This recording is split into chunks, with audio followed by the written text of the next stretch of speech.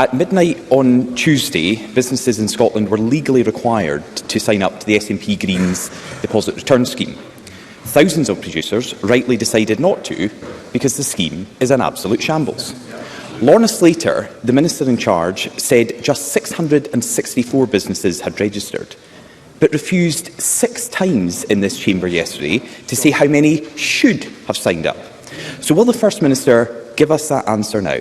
How many businesses should have signed up to her government's deposit return scheme? First Minister. Well, first of all, Presiding Officer, when a big change is introduced, it's understandable there will be concerns about it, and I have deep respect for the concerns that are being raised by business, and Government will continue to work with business to address those. But frankly, the sheer opportunism of some opposition parties who have supported this scheme, rightly supported a deposit return scheme, previously criticised the government for taking too long to introduce it, to now indulge in knee-jerk opposition. The opportunism of that, Presiding Officer, frankly, is breathtaking. And so too is the, and I'll use a parliamentary term that I believe is polite enough, so too is the blatant distortion of some opposition politicians. And yes, I am talking about Alistair Jack in particular.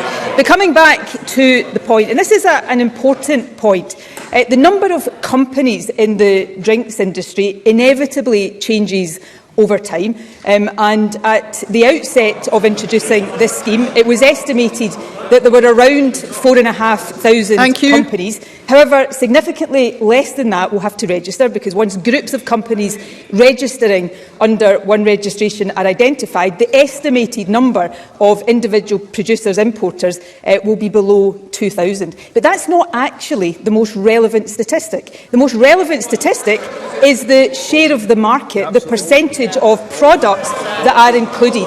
That is over 90% are now included in this scheme. And finally, Presiding Officer, if I was to state that in the opposite way, if I was to stand here and say that 90% of producers were registered, but that only covered around 20% of the market, that would be a problem, because that would be a seriously problematic way of approaching this. So we will continue to progress with the scheme that is for the benefit of our environment, and we will do that responsibly, because that's what people across Scotland have a right to expect.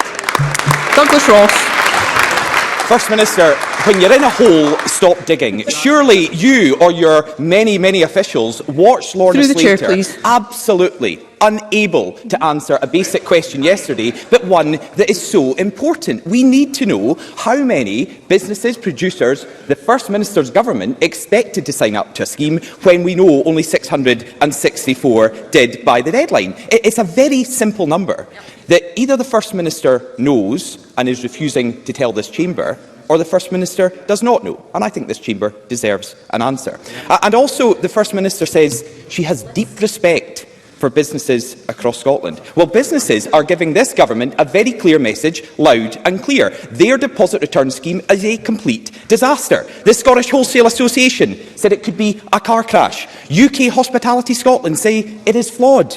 Innis and Gunn say it's unworkable. The Scottish Chamber of Commerce, last night, after listening to the Minister's statement, said business concerns have been completely ignored. Car crash, flawed, unworkable. The voice of businesses across Scotland ignored. So, First Minister, even at this late stage, will you finally, just once, listen to Scottish businesses and pause this scheme?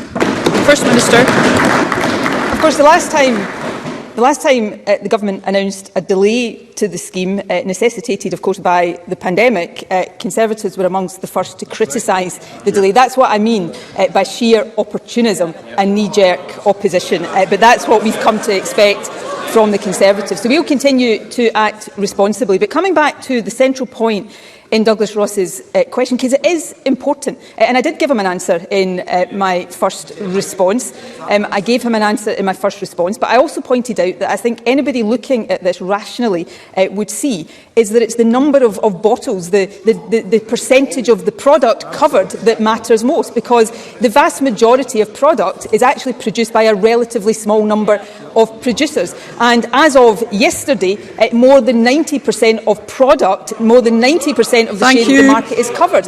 And that is the crucial point. If it was the reverse, that would be a problem. So we will continue as we have done. There have already been a range of concerns that have been responded to in terms of reducing the cost. So producer fees are 8%, 30%, 40% lower than originally planned for glass, plastic and metal containers. The day one payment for producers have been reduced, and we will continue to liaise with business responsibly and sensibly. But let's not lose sight of the central point here, which is the purpose and the objective of this scheme. It's about reducing littering. It will reduce littering by a third. It will increase recycling rates of single-use drinks containers towards 90%. It will reduce CO2 emissions by 4 million tonnes over 25 years. That's the equivalent to taking 83,000 cars off the road. This is about the environment. It used to be the case that the Conservatives pretended to care about the environment, but it seems those days are long gone.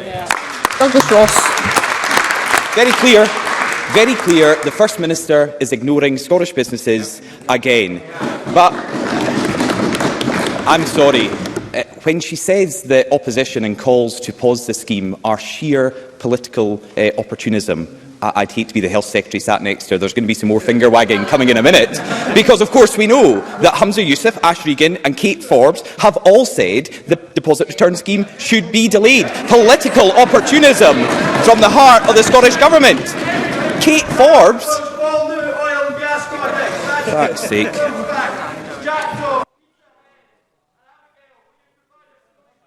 We'll suspend business at the moment.